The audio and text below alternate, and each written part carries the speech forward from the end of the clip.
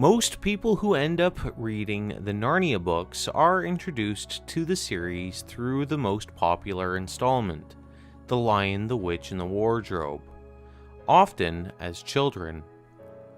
When we follow along in the story, the first moment in the world of Narnia is when Lucy Pevensey enters through the wardrobe. As she stands near the lamppost, she ends up meeting a satyr, otherwise referred to as a faun in the story, named Mr. Tumnus. After a brief conversation, Lucy is brought to Mr. Tumnus's home, where he gives her a drink and plays some music that makes her fall asleep.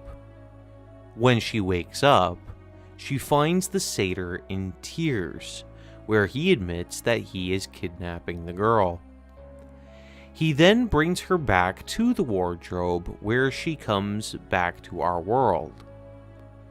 While one might say that nothing happened here that was wrong, what message this does produce is something of a disturbing nature.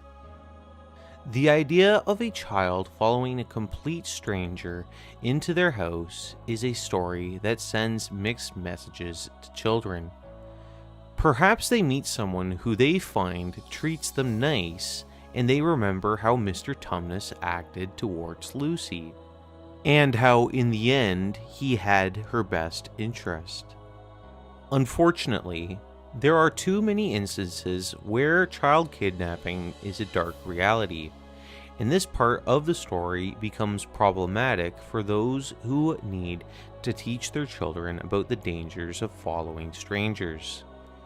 But there is another aspect to this part of the story that makes this all the more disturbing.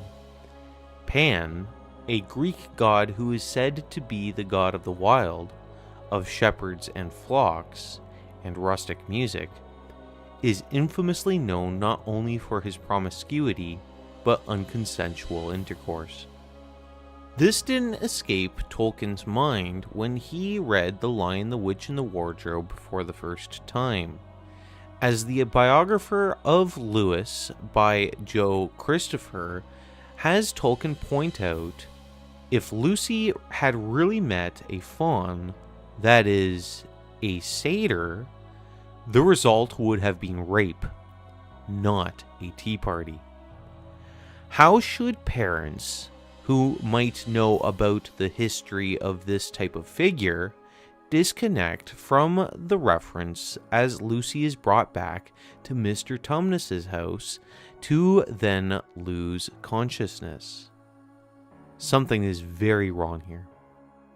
If, for any other reason, we might be disturbed by the inclusion of the faun into the narrative, the King James Bible uses the word satyr twice, first in Isaiah 13 verse 21 and 34 verse 14.